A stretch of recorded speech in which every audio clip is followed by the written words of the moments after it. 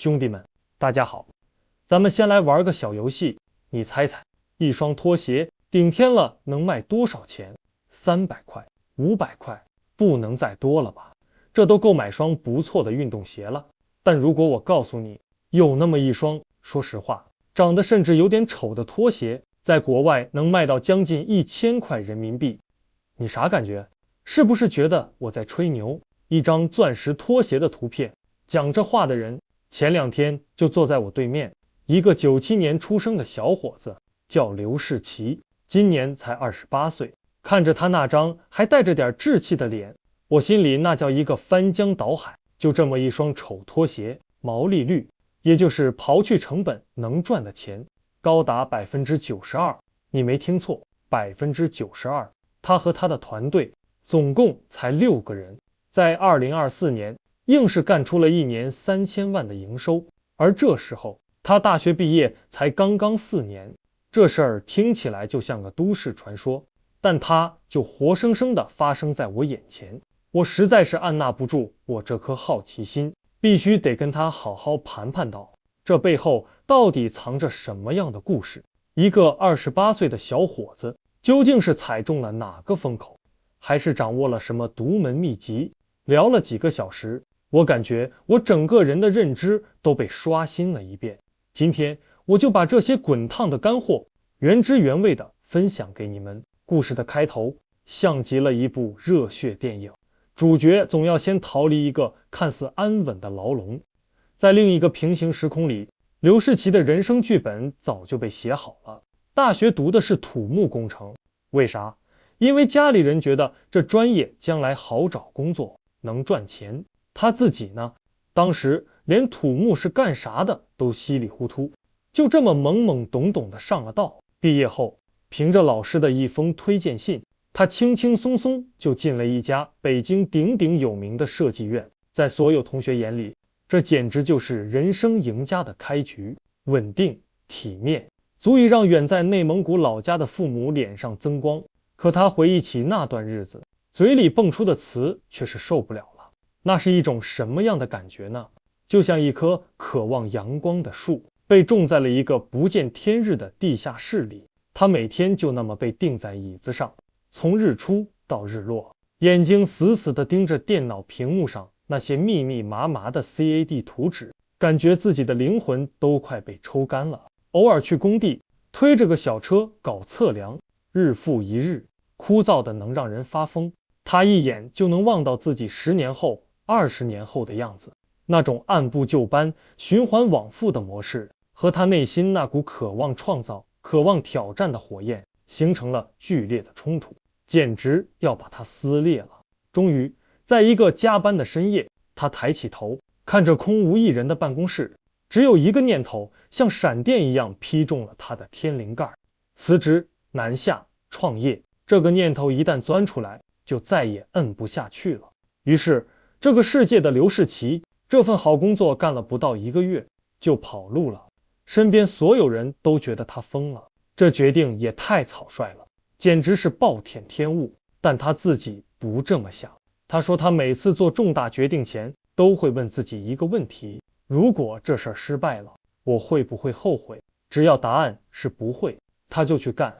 他说的特别实在，我本来就一无所有，辞了职，最坏的结果不就是暂时没工作吗？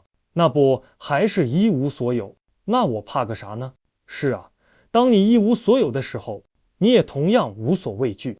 正是这种对自己处境清醒的认知，给了他挣脱现有枷锁的全部勇气。一颗不愿意被稳定定义、不愿意被格子间困住的灵魂，就这样为自己选择了一条充满未知的旷野之路。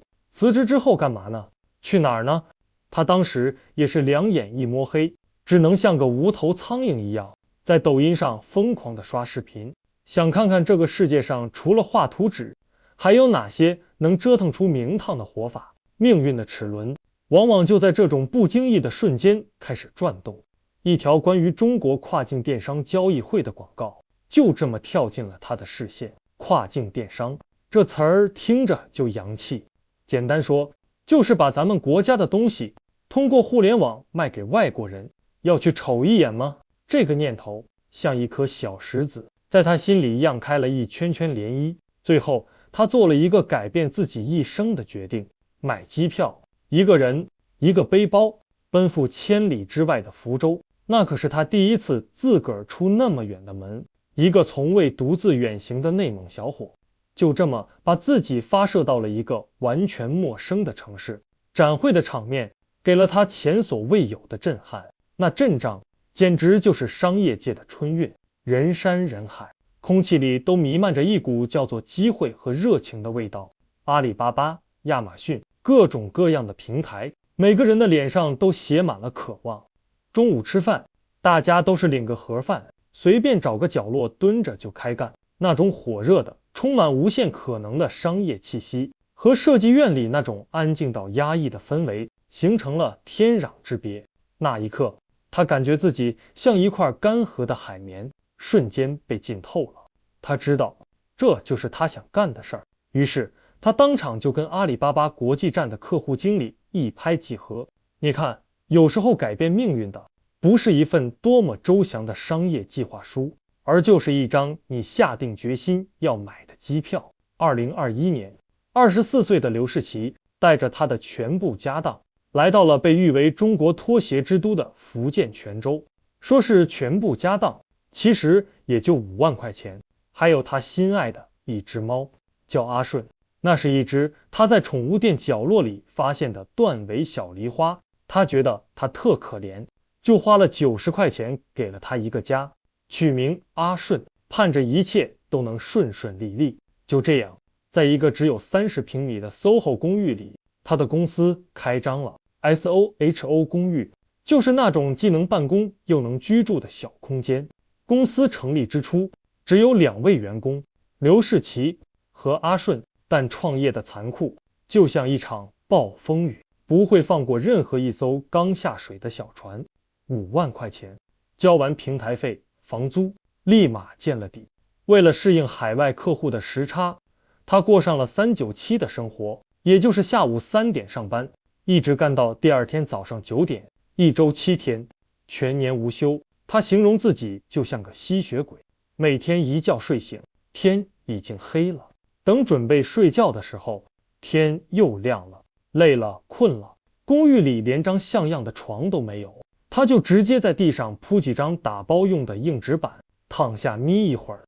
有一次他实在太累，躺在仓库的纸板上就睡死了。朋友来找他，怎么敲门都没反应，还以为他出事了，差点就打了120。饿了就靠楼下的煎饼果子续命，唯一的陪伴就是阿顺。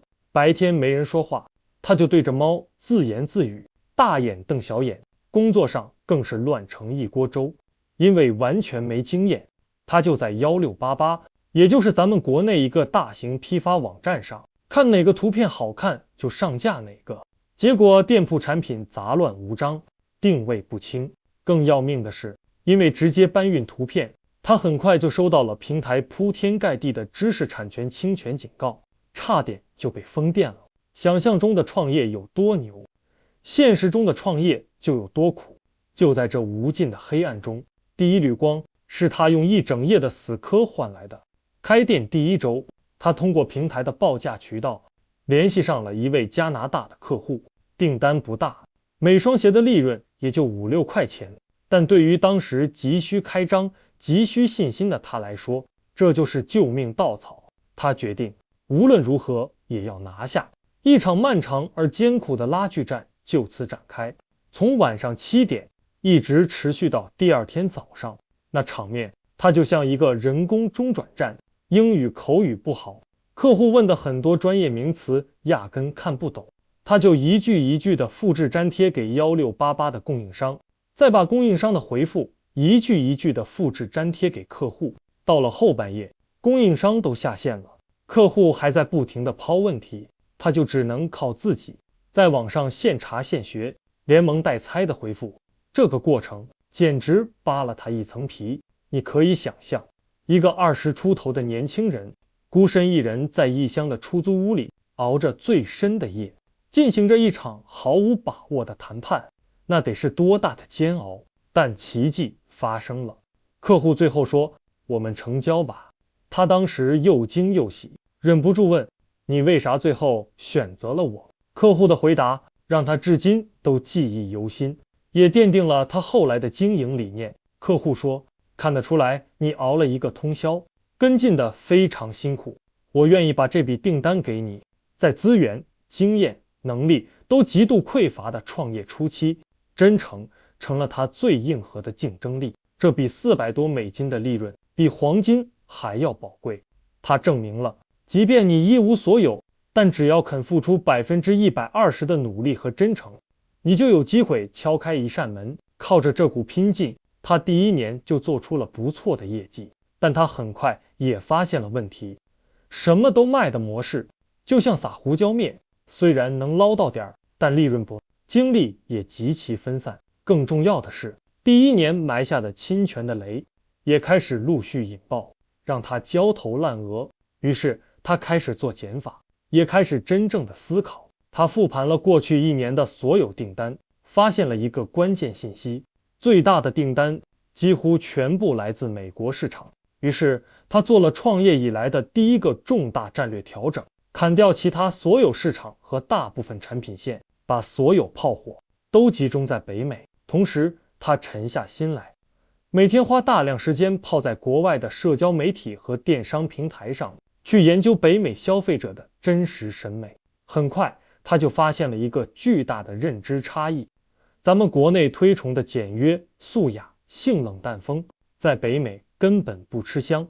相反，那些在我们看来造型夸张、色彩艳丽，甚至有点浮夸的设计，却被当地的年轻人，尤其是黑人群体，视为彰显个性的工具。他们特别喜欢那些亮闪闪的、闪烁的东西。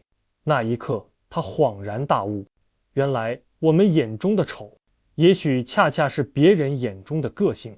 我们认为的土，也许正是别人用来表达自我的语言。他不再用自己的审美去评判市场，而是彻底站在了客户的视角，主导设计了一款镶满钻石的拖鞋，结果一炮而红，成了超级爆款，也就是我们开头说的那双丑拖鞋的由来。商业世界里的机会，往往就藏在这种认知的缝隙里。你能放下自己的想当然，就能挖到别人挖不到的金矿。如果说发现丑拖鞋的需求是他的第一次认知升级，那么接下来的思考则让他完成了从树到道的飞跃。他开始琢磨，所谓的流行到底是怎么产生的？为什么有些东西会突然之间火遍全球？他去研究潘通公司，就是那个每年都会发布年度流行色的全球色彩权威机构。一家公司凭什么能定义全球的流行？他渐渐有了自己的答案。所谓的流行元素，很大程度上都是市场上的龙头品牌给我们营造出来的。真正的流行不是被亿万消费者选择出来的，而是被少数龙头品牌定义出来的。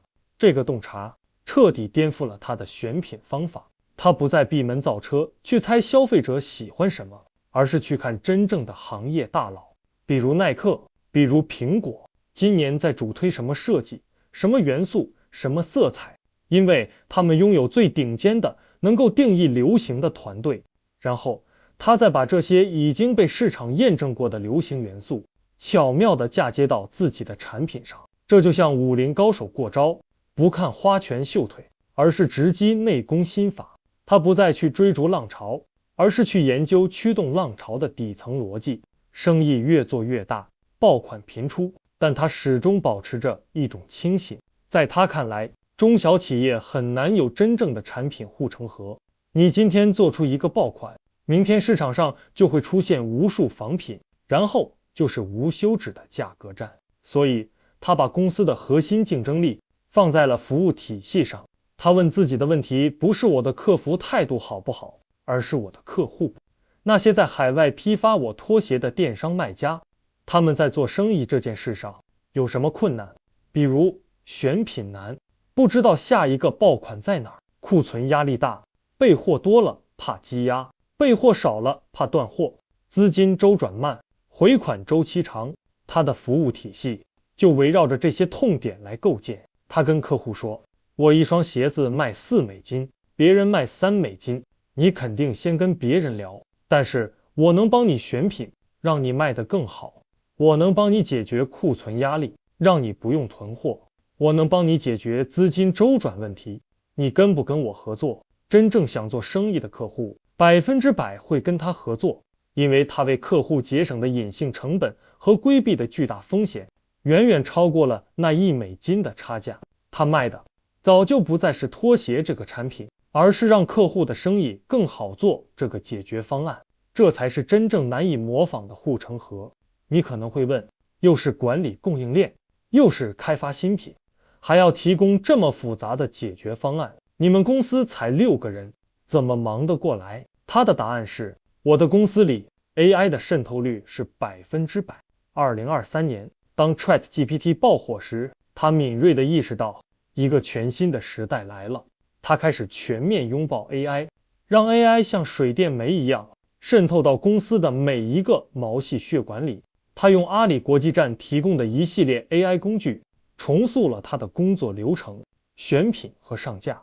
AI 干，以前上架一个产品链接要半天，现在把图片丢给 AI，5分钟搞定。广告投放 AI 干，他把这个最头疼的工作完全交给 AI， 获客成本做到了行业平均水平的1/3。客户接待 AI 干，AI 能24小时和全球客户无障碍沟通，甚至谈判逻辑比真人还强。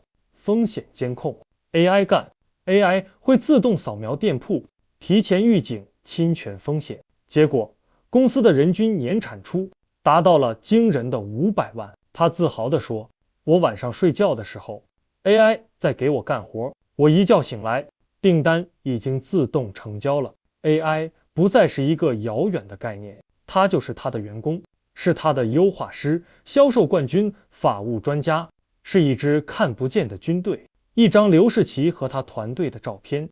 听到这里，我们已经能感受到这位年轻创业者的勤奋、聪明和善于思考。但有个问题始终在我脑海里盘旋，在那些397的时光里，在那些只能靠煎饼果子度日的日子里，在那些孤独的只能跟猫说话的夜里，支撑他走下去的到底是什么？在采访的最后，他给我们讲了一个小故事。当初他决定辞职创业，全家人激烈反对，把他围成一圈，你一言我一语，那场面就跟审判似的。他以为自己就要和全世界为敌了，但是他妈妈一个人走了过来，眼睛红红的对他说，儿子，我觉得你还是去吧。他当时就愣住了。妈妈说，我觉得男孩子还是要多出去闯一闯会比较好。这可能不是妈妈的真心话，但她愿意支持儿子的梦想。刚到福建时的那5万块钱也是妈妈给的。他说，就冲着这份感动，我也一定要创业成功，才能对得起家里人对我的这份支持。那一刻，他拿到了他的第一笔，也是最重要的一笔天使投资。一张刘世奇和他心爱的猫阿顺的照片。故事讲到这里，也该画上句号了。今天的刘世奇早已不是那个在30平米出租屋里迷茫的年轻人。他说，今年要冲击5000万，还要第一次去美国参展，把生意从线上带到线下。他依然在奔跑，在进化。最后，我想把他给我留下最深印象的一句话分享给你们。他说，你看10年之前会觉得那是一个黄金时代，但其实10年之后，你看现在也会觉得这是一个黄金时代。既然你总觉得机会越来越少了，那眼下就是最好的机会。是啊，我们总是习惯于回望过去，感慨错过了种种风口，又总是习惯于担忧未来，觉得前路拥挤。但是决定你未来的从来不是时代给了你什么，而是你如何去回应这个时代。走过的路每一步都算数，最好的时代就是现在。它不在别处，它就在你的每一次选择，每一次行动，在每一个你不曾放弃的当下。愿你也能找到属于你的那片旷野，然后用尽全力去奔跑。加油！好了，我今天就讲到这里，谢谢各位。